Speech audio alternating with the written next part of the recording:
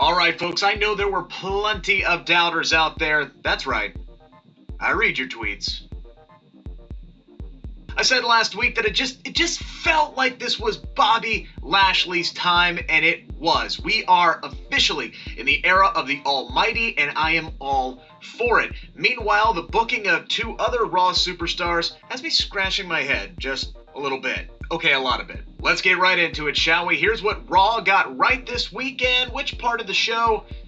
Maybe the writers should blame on an intern. Heading into Monday night, I asked WWE to cut the shenanigans. No BS, no cutting corners. Bobby Lashley needed to win this match against The Miz in dominating fashion. And, well, instead of no shenanigans, we pretty much got all the shenanigans. But it was okay because it was all worth it in the end. To their credit, WWE built the entire show around The Miz and Lashley and really made what turned out to be a 5-minute main event feel really important.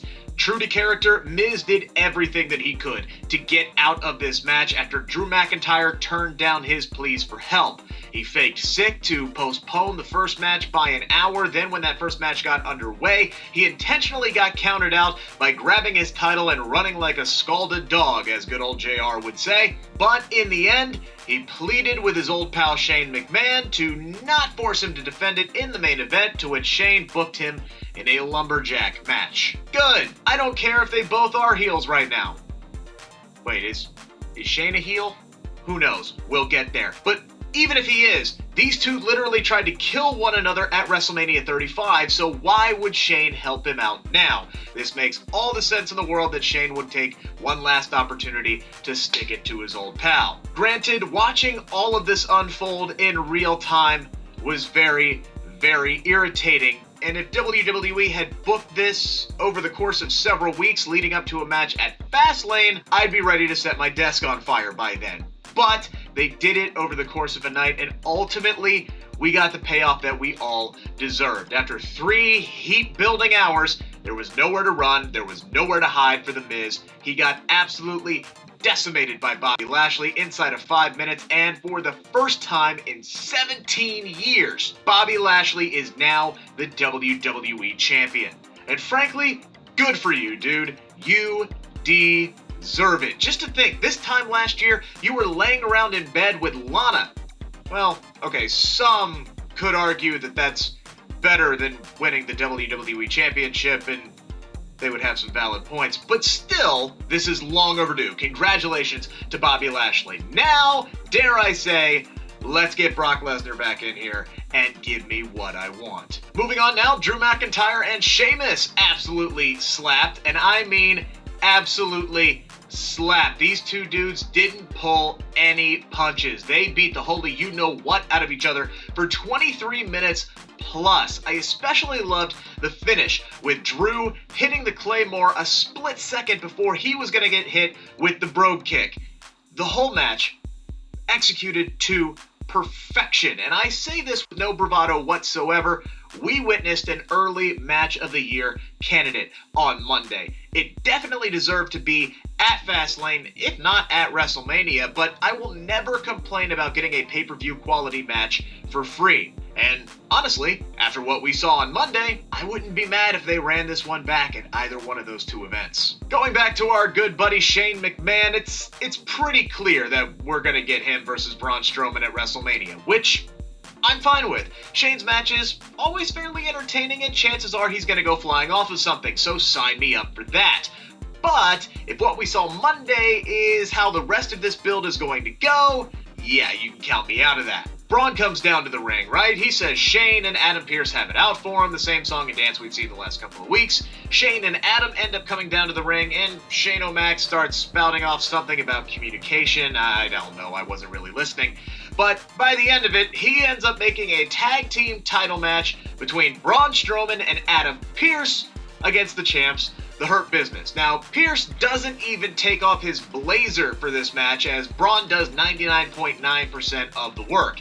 He has Shelton Benjamin dead to rights after a power slam, And then Shane starts jumping up and down like an idiot, telling Braun to tag in Adam Pearce so he can get the pinfall. And then for some reason, he does. Pearce takes a little too long to get into the ring, and Benjamin rolls him up for the 3 count.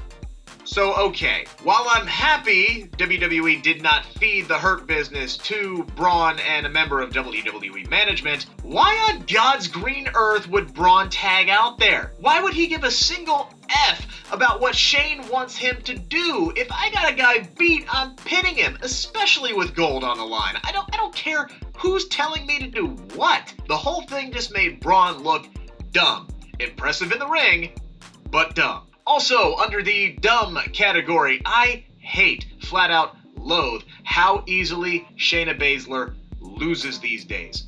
Remember her NXT run when she was an absolute dominant force? She couldn't be touched. When Rhea Ripley finally knocked her off to win the NXT Women's Championship, it was a big deal. And then shortly after that, Baszler made her Raw debut and figuratively murdered everyone on the roster in just a few weeks and literally took a bite out of Becky Lynch's neck. Now, ever since she lost to Becky Lynch at WrestleMania 36, however, it has been all downhill from there. Yes, even with her 2 runs as Women's Tag Team Champion, because when you take a deeper look at it, when Nia and Shayna lose, more often than not, it's Baszler that's eating the pin. And when they win, it's Nia, more often than not, that is getting the victory.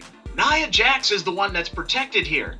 Nia Jax beat Naomi Monday in dominating fashion just a few weeks after Naomi beat Shayna Baszler in mere minutes. This week, meanwhile, Shayna lost to Charlotte Flair in 2 minutes after being hit with natural selection. This time last year, that match would have headlined a pay-per-view. With the exception of those superstars who currently can't find their way onto television, Shayna's booking may have suffered more than anyone else's during the COVID era, and frankly, it sucks because she's better than that. She deserves better than that. She could have spent the last few months feuding with Asuka for the Raw Women's Championship. Instead, it looks like Charlotte is going to go after the belt now, which of course she is. And of course she should. She's one of the best. I have no issues there. Finally, to wrap up, Retribution lost again. No shock there. But Ali did win a match, to my genuine surprise. Yes, he did get help to beat Matt Riddle, who was wrestling his second match of the night, but screw it. The leader of Retribution pinned the United States champion, and I'm sure he will take a win any way he can get it at this point. I think Ali would make a fantastic United States champion. First things first, though, maybe this victory will help earn him a title opportunity. That's our video this time around. Make sure to give us the old thumbs up there. Also, make sure to subscribe to the SK Wrestling YouTube channel for more content like this, plus exclusive interviews and more.